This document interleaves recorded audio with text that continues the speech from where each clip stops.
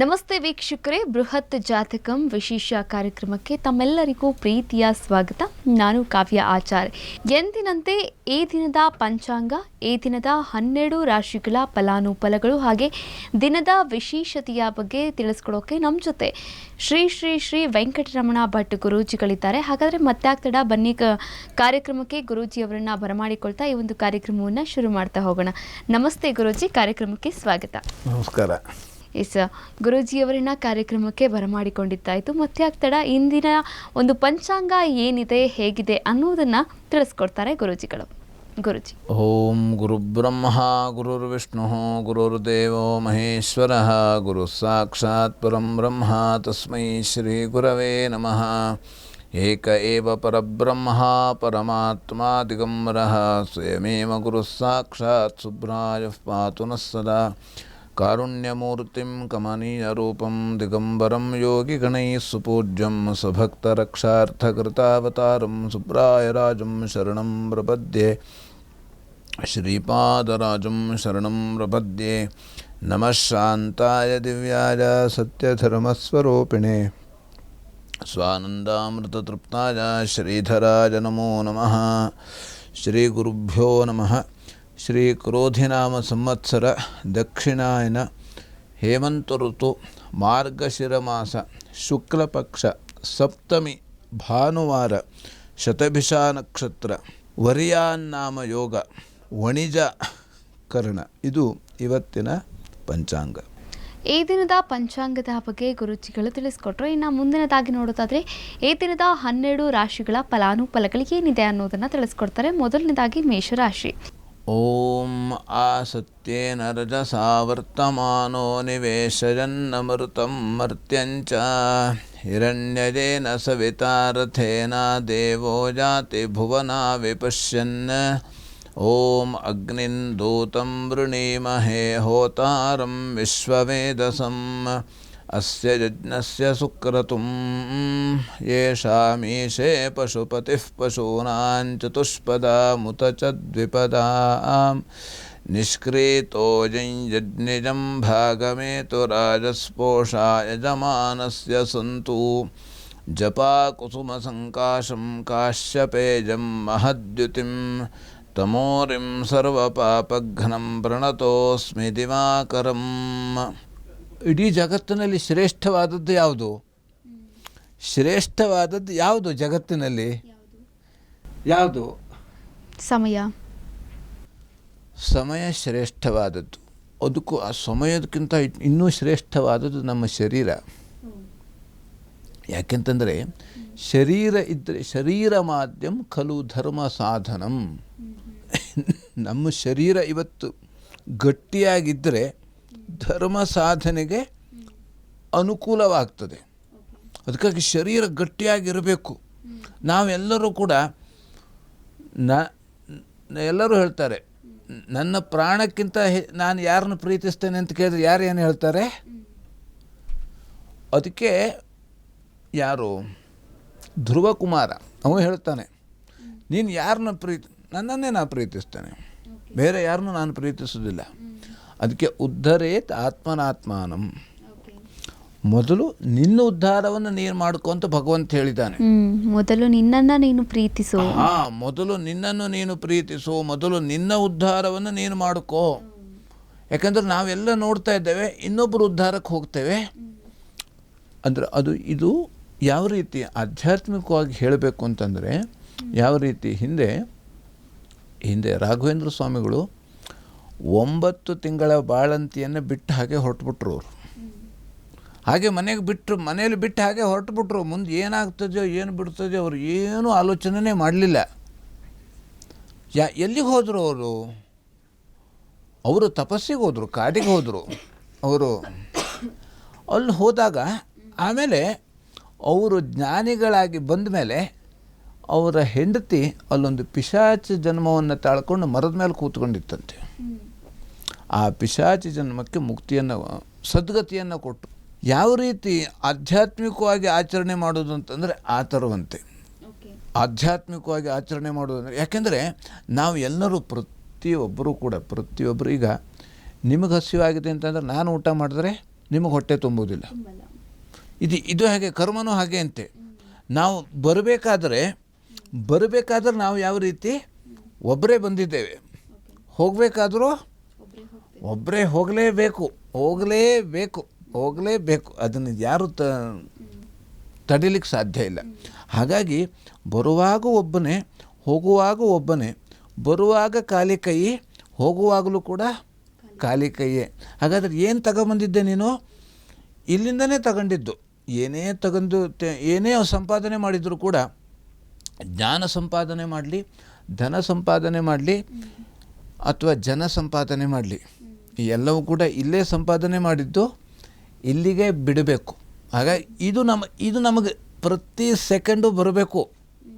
ನಾವು ಅದಕ್ಕಾಗಿ ದಿವಸ ಬೆಳಗ್ಗೆ ಎದ್ದ ತಕ್ಷಣವೇ ನಾವು ಇದನ್ನು ನೋಡಬೇಕು, ಜ್ಯೋತಿಷ್ಯ ಕೇಳಬೇಕು, ಜ್ಯೋತಿಷ್ಯ ಹೇಳಬೇಕು, ಜ್ಯೋತಿಷ್ಯ ನೋಡಬೇಕು ಅಂತ. ಯಾಕೆಂತಂದರೆ ಇದು ಪ್ರತಿ ಸೆಕೆಂಡು ನೋಡ್ತಾ ಇರಬೇಕು. ಯಾಕಂದರೆ ನಮ್ಮ ಮನಸ್ಸು ಅಷ್ಟು ಚಂಚಲವಂತೆ. ಇದು ಈ ಕಲಿಯುಗದಲ್ಲಿ ಇದನ್ನೆಲ್ಲ ಮರೆಸಿಬಿಡ್ತದೆ. ಅದು ಆ ಕಲಿಕಾಲನೇ ಹಾಗೆ ಕಲಿಕಾಲಿಗ ಒಂದೇ ಪಾದುವಂತೆ.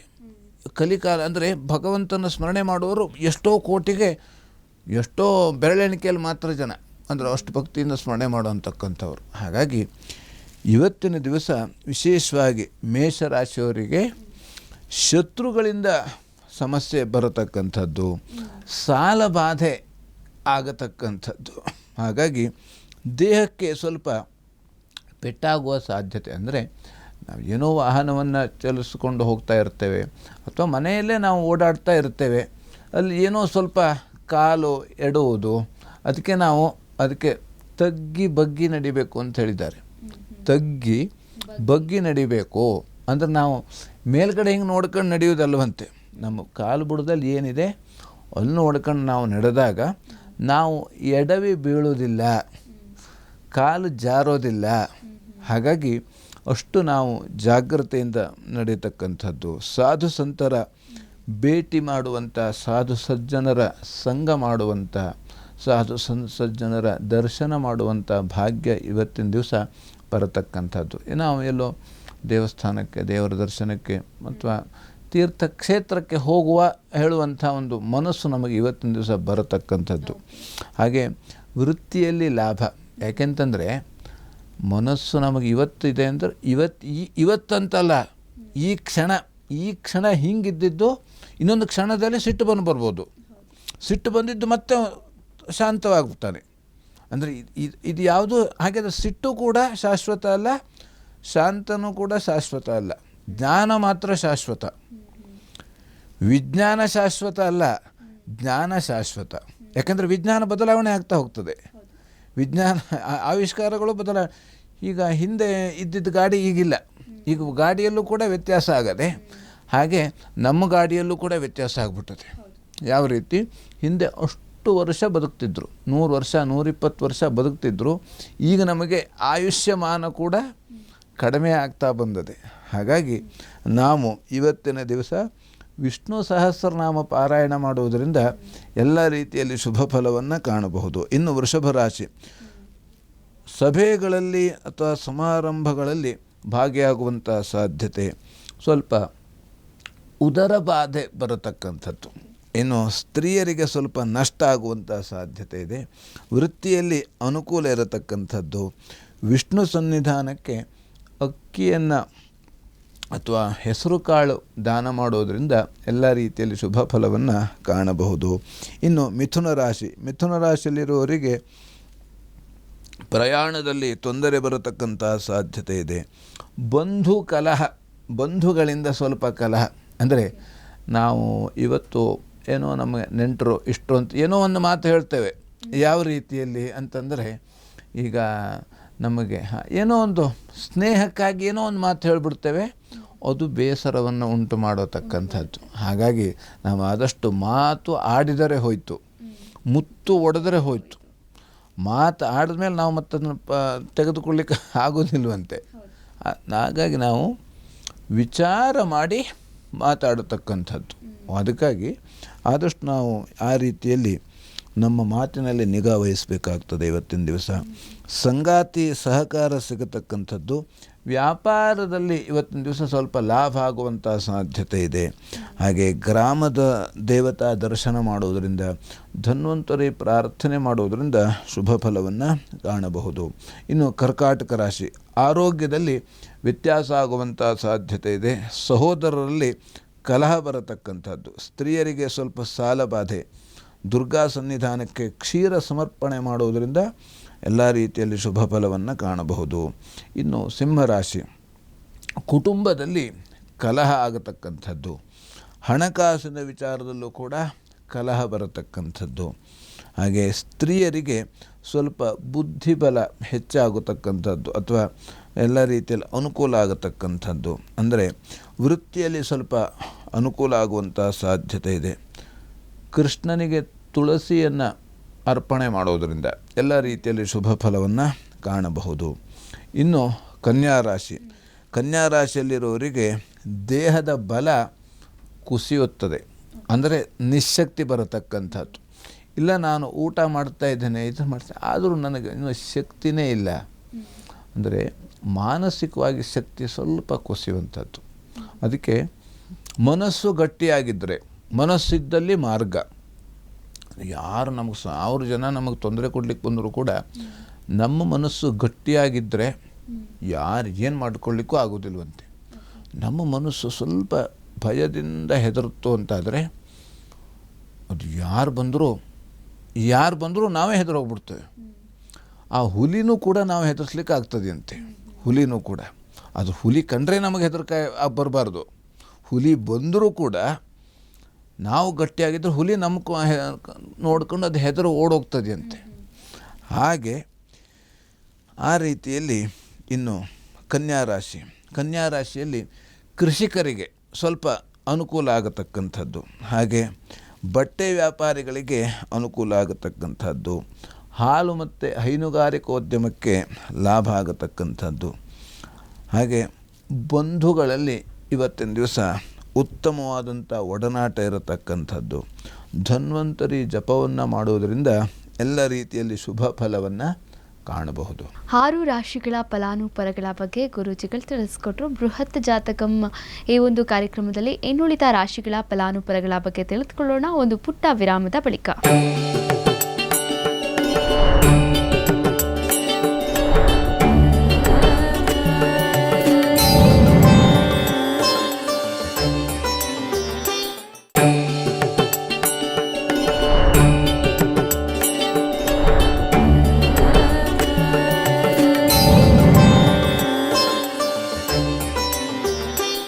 ವಿರಾಮದ ಬಳಿಕ ಬೃಹತ್ ಜಾತಕಂ ವಿಶೇಷ ಕಾರ್ಯಕ್ರಮಕ್ಕೆ ಮತ್ತೊಮ್ಮೆ ತಮ್ಮೆಲ್ಲರಿಗೂ ಪ್ರೀತಿಯ ಸ್ವಾಗತ.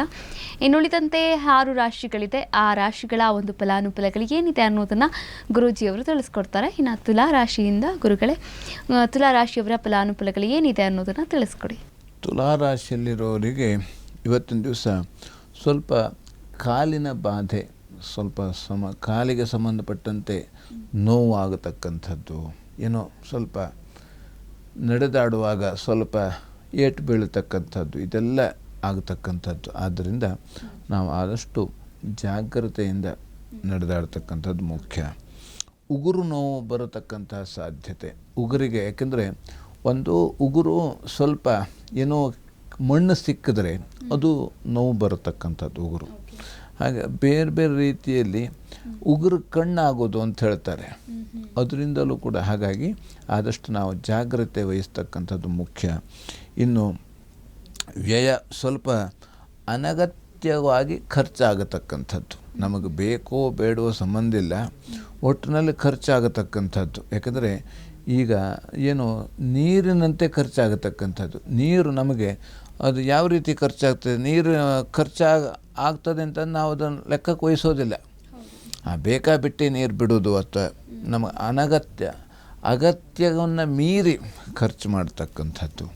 ಹಾಗೆ ಸಹೋದರರಲ್ಲಿ ಸಹಕಾರ ಇವತ್ತಿನ ದಿವಸ ಸಿಗತಕ್ಕಂಥದ್ದು. ಇನ್ನು ಸ್ತ್ರೀಯರಿಂದ ಉತ್ತಮವಾದಂಥ ಉಪದೇಶ ಸಿಗತಕ್ಕಂಥದ್ದು, ಒಳ್ಳೆಯ ಸಲಹೆ ಸಿಗತಕ್ಕಂಥದ್ದು, ವೃತ್ತಿಯಲ್ಲಿ ಅನುಕೂಲ ಆಗತಕ್ಕಂಥದ್ದು. ದುರ್ಗಾ ಕವಚವನ್ನು ಪಠಿಸುವುದರಿಂದ ಎಲ್ಲ ರೀತಿಯಲ್ಲಿ ಶುಭ ಫಲವನ್ನು ಕಾಣಬಹುದು. ಇನ್ನು ವೃಶ್ಚಿಕ ರಾಶಿ, ಧನಲಾಭ ಆಗುವಂತಹ ಸಾಧ್ಯತೆ ಇದೆ. ಹಾಗೆ ವ್ಯವಹಾರದಲ್ಲಿ ಲಾಭ ಆಗತಕ್ಕಂಥದ್ದು, ವೃತ್ತಿಯಲ್ಲಿ ಅನುಕೂಲ ಆಗುವಂಥ ಸಾಧ್ಯತೆ ಇದೆ. ತಾಯಿ ಬಂಧುಗಳಿಂದ ಸಹಕಾರ ಸಿಗತಕ್ಕಂಥದ್ದು. ಸುಬ್ರಹ್ಮಣ್ಯ ಪ್ರಾರ್ಥನೆ ಮಾಡುವುದರಿಂದ ಎಲ್ಲ ರೀತಿಯಲ್ಲಿ ಶುಭ ಫಲವನ್ನು ಕಾಣಬಹುದು. ಇನ್ನು ಧನುರಾಶಿ, ಧನುರಾಶಿಯಲ್ಲಿರೋರಿಗೆ ವೃತ್ತಿಯಲ್ಲಿ ತೊಡಕು ಬರತಕ್ಕಂಥದ್ದು. ಹಾಗೆ ಸ್ಥಾನಚ್ಯುತಿ ಆಗುವಂಥ ಸಾಧ್ಯತೆ ಇದೆ. ಸ್ಥಾನ ಸ್ವಲ್ಪ ಯಾವ ರೀತಿ ನಮ್ಮ ಸ್ಥಾನದಲ್ಲಿ ಸ್ವಲ್ಪ ಚ್ಯುತಿ ಆಗತಕ್ಕಂಥದ್ದು. ಹಾಗೆ ವಿಘ್ನಗಳು ಬರತಕ್ಕಂಥದ್ದು. ಹಾಗೆ ಆದರೂ ಕೂಡ ನಾವು ಕಷ್ಟಪಟ್ಟು ಕೆಲಸವನ್ನು ಮಾಡುವಂಥ ಒಂದು ಯಾವ ರೀತಿ ಸನ್ನಿವೇಶ ಬರತಕ್ಕಂಥದ್ದು. ಯಾಕೆಂದರೆ ಇವತ್ತು ನಾವು ಕಷ್ಟದಿಂದ ಕಾರ್ಯಸಿದ್ಧಿಯಾಗುವಂಥ ಸಾಧ್ಯತೆ ಇದೆ. ನಷ್ಟ ಫಲ ಸ್ವಲ್ಪ ನಷ್ಟ ಆಗುವಂಥ ಸಾಧ್ಯತೆ. ಈಗ ವ್ಯವಹಾರದಲ್ಲಿ ವ್ಯಾಪಾರಿಗಳು ಯಾರೋ ಇರ್ತಾರೆ ಅಂತ ಆದರೆ ಅಂಥವರಿಗೆ ನಮಗೆ ಇಷ್ಟು ಲಾಭ ಬರ್ತದೆ, ಇಷ್ಟು ಲಾಭ ಬಂದಾಗ ನಮಗೆ ಮುಂದೆ ಅಷ್ಟು ಅನುಕೂಲ ಆಗ್ತದೆ ಅಂತ ಆಲೋಚನೆ ಮಾಡಿ ನಾವು ಇಷ್ಟು ಸಂಗ್ರಹ ಮಾಡಿರ್ತೇವೆ, ಹೂಡಿಕೆ ಮಾಡಿರ್ತೇವೆ, ಅದರಲ್ಲಿ ನಮಗೆ ವ್ಯತ್ಯಾಸ ಆಗುವಂಥ ಸಾಧ್ಯತೆ ಇರತಕ್ಕಂಥದ್ದು. ಹಾಗೆ ಅಮ್ಮನವರ ಸನ್ನಿಧಾನಕ್ಕೆ ಅಕ್ಕಿ ಸಮರ್ಪಣೆ ಮಾಡುವುದರಿಂದ ಅಥವಾ ಗಣಪತಿ ಪ್ರಾರ್ಥನೆ ಮಾಡುವುದರಿಂದ ಎಲ್ಲ ರೀತಿಯಲ್ಲಿ ಶುಭ ಫಲವನ್ನು ಕಾಣಬಹುದು. ಇನ್ನು ಮಕರ ರಾಶಿಯಲ್ಲಿರೋರಿಗೆ ಇನ್ವೆಸ್ಟ್ಮೆಂಟ್ ಅಥವಾ ಹೂಡಿಕೆ ಈ ವಿಚಾರದಲ್ಲಿ ಸ್ವಲ್ಪ ನಷ್ಟ ಆಗತಕ್ಕಂಥದ್ದು. ಆದ್ದರಿಂದ ಇವತ್ತಿನ ದಿವಸ ನಾವು ಯಾವುದೇ ಹೂಡಿಕೆ ಮಾಡತಕ್ಕಂಥದ್ದು ಅಥವಾ ಷೇರು ಮಾರುಕಟ್ಟೆ ಇನ್ಯಾವುದೇ ಕೆಲಸಕ್ಕೆ ನಾವು ಆದಷ್ಟು ಕೈ ಹಾಕಬಾರದು. ಇನ್ನು ಶುಭ ಕಾರ್ಯಗಳಲ್ಲಿ ವಿಘ್ನ ಬರತಕ್ಕಂಥದ್ದು, ಸಂಗಾತಿಯಿಂದ ಸ್ವಲ್ಪ ನಷ್ಟ ಫಲ ಆಗತಕ್ಕಂಥದ್ದು. ಆದ್ದರಿಂದ ದೇವಿ ದೇವಸ್ಥಾನಕ್ಕೆ ಪಾಯಸವನ್ನು ನೈವೇದ್ಯ ಮಾಡುವುದರಿಂದ ಅಥವಾ ಪಾಯಸವನ್ನು ಸಮರ್ಪಣೆ ಮಾಡುವುದರಿಂದ ನಾವು ಎಲ್ಲ ರೀತಿಯಲ್ಲಿ ಶುಭ ಫಲವನ್ನು ಕಾಣಬಹುದು. ಇನ್ನು ಕುಂಭರಾಶಿಯಲ್ಲಿರುವವರಿಗೆ ಇವತ್ತಿನ ದಿವಸ ಲಾಭದಾಯಕ ದಿನ.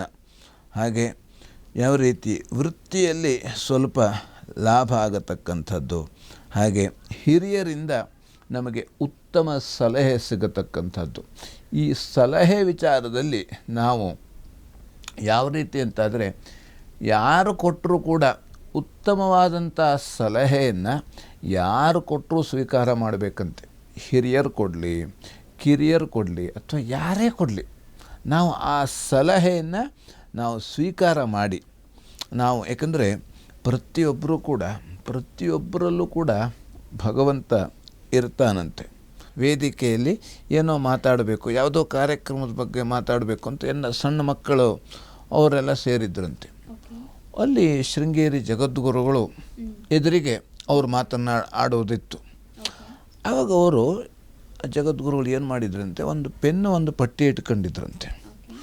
ಯಾಕೆಂತಂದ್ರೆ ಆ ಸಣ್ಣ ಮಕ್ಕಳು ಏನು ಮಾತಾಡ್ತಾರೋ ಅಲ್ಲಿ ಯಾವುದೋ ಒಂದು ಹೊಸ ವಿಚಾರ ಸಿಗ್ತದೆ ಅಂತ. ಅಂದ್ರೆ ನಾವು ಯಾರನ್ನೂ ಕೂಡ ಈ ಒಳ್ಳೆಯ ವಿಚಾರವನ್ನು ಯಾರು ಕೊಟ್ಟರೂ ತಗೊಳ್ಬೇಕಂತೆ. ಅದಕ್ಕಾಗಿ ನಾವು ಆ ಗಿಳಿ ಕತೆ ನಮಗೆ ಗೊತ್ತದೆ. ಕಟುಕನ ಮನೆಯಲ್ಲಿ ಇರುವಂಥ ಗಿಳಿ, ಋಷಿಗಳ ಆಶ್ರಮದಲ್ಲಿ ಇರತಕ್ಕಂಥ ಗಿಳಿ, ಅದು ಎರಡೂ ಕೂಡ ಯಾವ ರೀತಿ ಹಾಗೆ ಆ ಒಳ್ಳೆಯ ವಿಚಾರವನ್ನು ನಾವು ತಗೊಳ್ಬೇಕು, ಕೆಟ್ಟ ವಿಚಾರ ನಾವು ತೆಗೆದುಕೊಳ್ಬಾರ್ದು. ಹಾಗೆಯೇ ನಾವು ಪ್ರತಿ ಸೆಕೆಂಡು ಕೂಡ ಒಳ್ಳೆಯದರ ಬಗ್ಗೆನೇ ಆಲೋಚನೆ ಮಾಡ್ತಾ ಹೋಗಬೇಕು, ಒಳ್ಳೆಯದರ ಬಗ್ಗೆನೇ. ಅದಕ್ಕೆ ಯದ್ ಭಾವಂ ತದ್ ಭವತಿ ಅಂತ ಹೇಳಿದ್ದಾರೆ. ನಮ್ಮ ಭಾವನೆಗೆ ತಕ್ಕಂತೆ ನಮಗೆ ಎಲ್ಲವೂ ಕೂಡ ಆಗತಕ್ಕಂಥದ್ದು. ನಾವು ಯಾವ ರೀತಿ ಭಗವಂತ ಇದ್ದಾನೆ ಅಂತಾದರೆ ಭಗವಂತ ಇದ್ದಾನೆ, ಭಗವಂತ ಇಲ್ಲ ಅಂತಾದರೆ ಇಲ್ಲ ಅಂತಂದ್ರೆ ಭಗವಂತ ಇಲ್ಲ ಅಂದರೆ ಇವನಿಗೆ ನಮ್ಮ ಮನಸ್ಸಿಗೆ ನಮಗೆ ಕಾಣೋದಿಲ್ಲ ಬಿಟ್ಟರೆ ಯಾವ ರೀತಿಯಲ್ಲಿ ಕಂಡವರು ಇದ್ದಾರೆ, ಭಗವಂತನ ಕಂಡವರು ಇನ್ನೂ ಇದ್ದಾರೆ. ಹಾಗೆ ಕಾಣದೇ ಹೋದವರು ಅವ್ರಿಗೆ ಕಾಣ್ತಾ ಇಲ್ಲ ಅಷ್ಟೇ. ಬಿಟ್ಟರೆ ಈಗ ಜಗತ್ತಿನಲ್ಲಿ ಯಾವ ರೀತಿ ಮೂಢನಂಬಿಕೆ ಅಂತ ಕೆಲವು ಜನ ಹೇಳ್ತಾರೆ. ಮೂಢನಂಬಿಕೆ ಅಂದರೆ ಇವನ ಮೂಢನಂಬಿಕೆ, ಇವನಲ್ಲಿ ಮೂಢನಂಬಿಕೆ ಬಿಟ್ಟರೆ ಅದು ಎಲ್ಲರಿಗೂ ಅನ್ವಯ ಆಗತಕ್ಕಂಥದ್ದಲ್ಲ ಅದು. ಹಾಗಾಗಿ ಯಾಕಂದರೆ ಲೋಕೋ ಭಿನ್ನ ರುಚಿ ಅಂತ ಹೇಳಿದ್ದಾರೆ. ಈ ಲೋಕದಲ್ಲಿ ಎಲ್ಲವೂ ಕೂಡ ಒಬ್ಬೊಬ್ಬರ ಮನಸ್ಸು ಒಂದೊಂದು ರೀತಿ ಆಲೋಚನೆಯನ್ನು ಮಾಡತಕ್ಕಂಥದ್ದು. ಯಾಕೆಂದರೆ ಅಲ್ಲಿ ಭಗವಂತನನ್ನು ಯಾವ ರೀತಿಯಲ್ಲಿ ಕಂಡ ಅವನು, ಅದಕ್ಕೆ ಕೃಷ್ಣನನ್ನು ಕಂಡರು. ಯಾರು ಕಂಡರು? ಕನಕದಾಸರು ಕಂಡರು. ಯಾವ ರೀತಿ ಕಂಡರು? ಭಕ್ತಿಯಿಂದ ಕಂಡರು ಅವರು. ಅದಕ್ಕಾಗಿ ಅಲ್ಲಿ ಭಗವಂತ ತಿರುಗಿಬಿಟ್ಟ ಹಿಂದೆ, ಅವನು ತನ್ನನ್ನು ಕರೀತಾ ಇದ್ದಾನೆ ಅಂತ.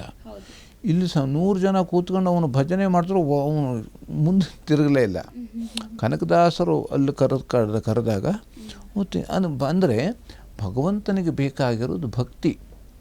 ಭಗವಂತನಿಗೆ ಬೇಕಾಗಿದ್ದವನು ಭಕ್ತ ಮತ್ತು ಭಕ್ತಿ. ಭಕ್ತನ ಯಾವ ರೀತಿ ಭಗವಂತನಕ್ಕಿಂತಲೂ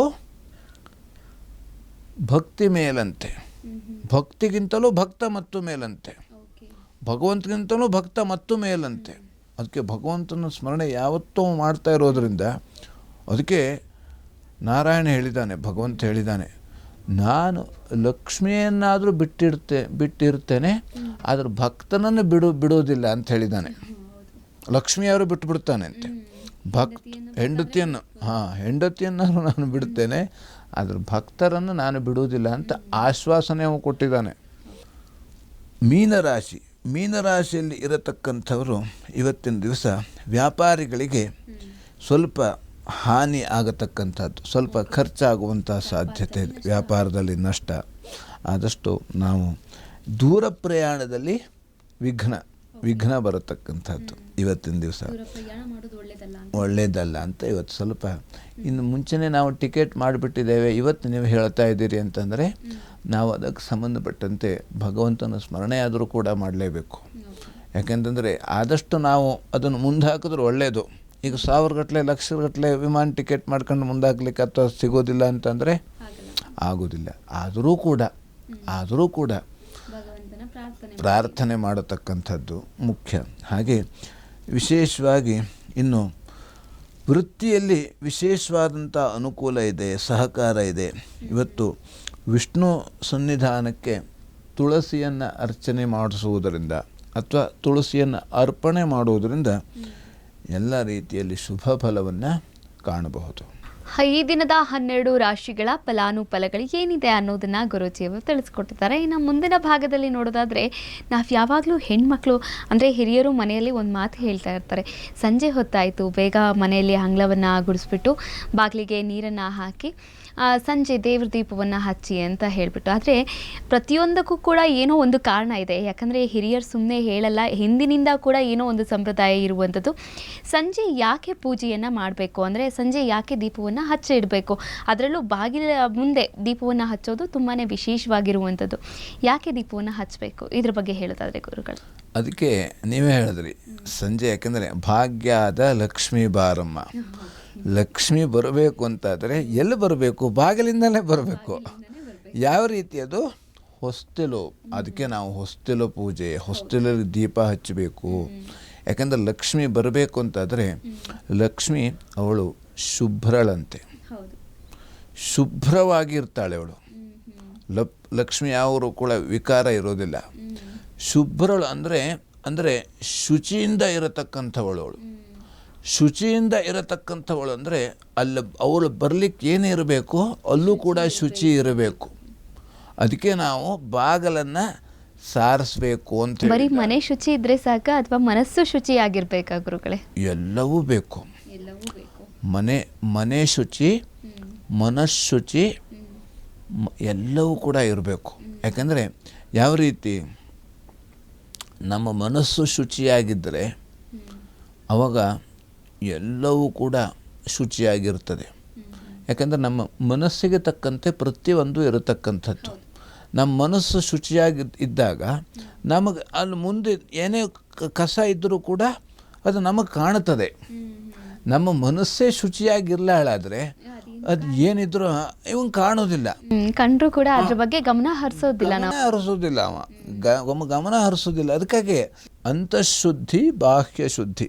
ಮೊದಲನೇದಾಗಿ ಅಂತಃಶುದ್ಧಿ ಆಗ್ತಾ ಹೋದಂಗೆ ಬಾಹ್ಯ ಶುದ್ಧಿ ಆಗ್ತಾ ಹೋಗ್ತದೆ. ಅದಕ್ಕಾಗಿ ನಾವು ಅಂತಃಶುದ್ಧಿ ಇದ್ದಾಗ ನಾವು ಯಾವ ರೀತಿ, ಅದಕ್ಕಾಗಿ ನಮ್ಮ ಆತ್ಮಶುದ್ಧಿ ಆಗಬೇಕು. ಅದಕ್ಕಾಗಿ ಈ ರೀತಿಯಲ್ಲಿ ನಾವು ಆ ದೀಪವನ್ನು ಅದಕ್ಕೆ ದೀಪ ಹಚ್ಚುವುದರ ಉದ್ದೇಶ ನಮಗೆ ಆ ಲಕ್ಷ್ಮಿ ನಮ್ಮ ಮನೆಗೆ ಬರಬೇಕು. ನಮ್ಮ ಮನೆಗೆ ಬಂದಂಥ ಲಕ್ಷ್ಮಿ ಸ್ಥಿರವಾಗಿ ನೆಲೆಸಬೇಕು. ಸ್ಥಿರವಾಗಿ ನೆಲೆಸಬೇಕು ಅಂತಾದರೆ ನಾವು ಅವಳಿಗೆ ಯಾವ ರೀತಿ ನಾವು ಅವಳಿಗೆ ನೆಲೆಸಬೇಕು ಅಂದರೆ ಅವಳಿಗೆ ಏನು ಕೊಡಬೇಕು ನಾವು ಅಂದರೆ ಪೂಜೆ ಪುನಸ್ಕಾರಾದಿಗಳನ್ನು ಕೊಡತಕ್ಕಂಥದ್ದು, ದಾನ ಧರ್ಮವನ್ನು ಮಾಡಬೇಕು. ಅದಕ್ಕೆ ಲಕ್ಷ್ಮಿಯನ್ನು ಪೂಜೆ ಮಾಡೋದಂದರೆ ಯಾವ ರೀತಿ, ನಾವು ಮಂಗಳಾರತಿ ಎತ್ತಿಬಿಟ್ರೆ ಅಷ್ಟೇ ಪೂಜೆ ಅಂತ ಅಲ್ಲ, ಲಕ್ಷ್ಮಿಯನ್ನು ದಾನ ಮಾಡಬೇಕಂತೆ. ಹಾಗೆ ಲಕ್ಷ್ಮಿ ಪೂಜೆ ಮಾಡಬೇಕು ಅಂತಂದರೆ ನಾವು ಟ್ರಿಜೋರಿ ಬಾಗಿಲು ತೆಗೆದುಕೊಂಡು ಲಕ್ಷ್ಮಿ ಪೂಜೆ ಮಾಡಬೇಕಂತೆ. ಟ್ರಿಜೋರಿ ಬಾಗಿಲೇ ಹಾಕ್ಕೊಂಡು ನಾವು ಪೂಜೆ ಮಾಡಿದ್ರೆ ನಾನು ಬಾಗಿಲು ಹೊಡ್ಕೊಂಡು ಹೋಗ್ತೇನೆ ಅಂತ ಹೇಳ್ತಾಳಂತೆ ಲಕ್ಷ್ಮಿ. ಅದಕ್ಕೆ ಬಾಗಿಲು ತೆಗೆದು ಲಕ್ಷ್ಮಿ ಪೂಜೆ ಮಾಡೋದು. ಲಕ್ಷ್ಮಿಯನ್ನು ದಾನ ಮಾಡುವುದರಿಂದ, ದಾನ ಮಾಡಬೇಕಾದ್ರೂ ಯಾವ ರೀತಿ ನಾನು ಹೇಳುವಂಥ ಅಹಂಕಾರವನ್ನು ಬಿಟ್ಟು ದಾನ ಮಾಡಬೇಕು. ಅದಕ್ಕೆ ನಾನು ಹೇಳಿ ಬರಬಾರ್ದು. ಅದಕ್ಕೆ ಯಾವ ರೀತಿ ನಾವು ಈ ಕೈಯಲ್ಲಿ ದಾನ ಮಾಡಿದ್ದು ಈ ಕೈಗೆ ಗೊತ್ತಾಗಬಾರದಂತೆ. ಆ ರೀತಿಯಲ್ಲಿ ದಾನ ಮಾಡಿದಾಗ ಆವಾಗ ನಮಗೆ ಮತ್ತು ವೃದ್ಧಿ ಆಗ್ತದೆ. ಹಿಂದಿನ ಕಾಲದಲ್ಲಿ ಎಲ್ಲ ರಾಜ ಮಹಾರಾಜಾದಿಗಳು ಅರ್ಧ ರಾಜ್ಯವನ್ನೇ ದಾನ ಮಾಡ್ತಿದ್ರು. ಅಷ್ಟು 1 kg ಬಂಗಾರ ಕೊಟ್ಟರು, 1 kg ಬೆಳ್ಳಿ ಕೊಟ್ಟರು, ಇಂಥ ಯಾಗ ಮಾಡಿದ್ರು, ಅದಕ್ಕೆ ಇಷ್ಟು ಸಮರ್ಪಣೆ ಅರ್ಪಣೆ ಇಷ್ಟು ದಾನ ಧರ್ಮ ಮಾಡಿದ್ರು ಅಂತ ಹೇಳಿದ್ರು. ಅಲ್ಲಿ ದಾನ ಮಾಡಬೇಕಾದ್ರೆ ಅದಕ್ಕಾಗಿ ನಾವು ಈಗಷ್ಟೇ ದೀಪಾವಳಿ ಮುಗೀತು, ಕಾರ್ತಿಕ ಮಾಸ ಮುಗೀತು. ಅದಕ್ಕೆ ಬಲಿವೇಂದ್ರ ಯಾವ ರೀತಿ ಅವನು ಭಗವಂತ ವಾಮನ ರೂಪಿಯಾಗಿ ಬಂದಿದ್ದ. ಅವನು 3 ಹೆಜ್ಜೆ ದಾನ, ಅವನು 3 ಹೆಜ್ಜೆ ಇಷ್ಟು ಸಣ್ಣಕ್ಕಿದ್ದೆ ನೀನು 3 ಹೆಜ್ಜೆ ಅಂತ ಕೇಳಿದಾಗ ಅವನು ನಕ್ಕು ಬಿಡುತ್ತಾನೆ. ಆದರೆ 1 ಹೆಜ್ಜೆನೇ ಇಡೀ ಭೂಮಿ, 2ನೇ ಹೆಜ್ಜೆ ಆಕಾಶ ಪೂರ್ತಿ ಆಯಿತು, 3ನೇ ಹೆಜ್ಜೆನೇ ಪಾತಾಳದಲ್ಲಿಟ್ಟ ಅವನು. ಹಾಗೆ ಆ ರೀತಿಯಲ್ಲಿ ನಾನು ಹೇಳುವಂಥ ಒಂದು ಈ ಅಹಂ ಬಂದುಬಿಟ್ರೆ ಆವಾಗ ಲಕ್ಷ್ಮಿ ನಮ್ಮ ಮನೆಯಲ್ಲಿ ಇರುವುದಿಲ್ವಂತೆ. ಅದಕ್ಕಾಗಿ ನಾನು ಹೇಳೋದು ಬರಬಾರ್ದು.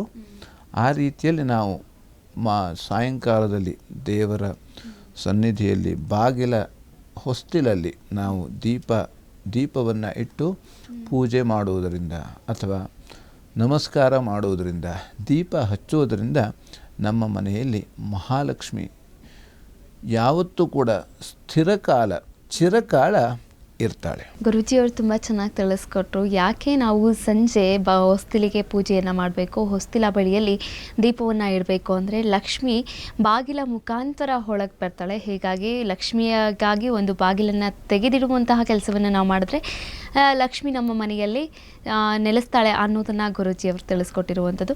ಇಂದಿನ ಪಂಚಾಂಗ, ರಾಶಿ ಭವಿಷ್ಯ ಹಾಗೆ ಹಲವಾರು ವಿಚಾರಗಳ ಬಗ್ಗೆ ಗುರೂಜಿಯವರು ದಾರಿಯನ್ನು ಎರೆದಿದ್ದಾರೆ.